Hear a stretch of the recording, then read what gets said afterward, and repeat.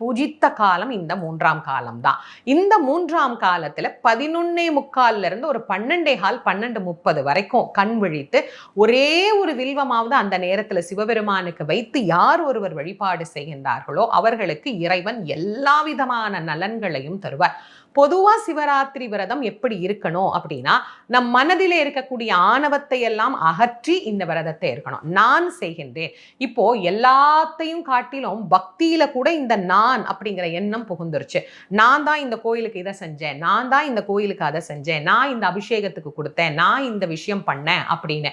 இந்த நான் என்பதை எப்போ நாம நம் மனதிலிருந்து நீக்கி இறைவனை அணுகுகிறோமோ அப்போது இறைவன் நம் அருகே வந்து நமக்கு எல்லா அருளும் புரிவார். அதனால இந்த சிவராத்திரி வழிபாட்டை செய்கின்ற போது நான் என்கின்ற எண்ணமே இல்லாது எல்லாம் இறைவன் கொடுத்தார் அப்படிங்கிற முழு நிறைவோடு சிவ வழிபாட்டை செய்கின்ற போது அது எல்லா விதமான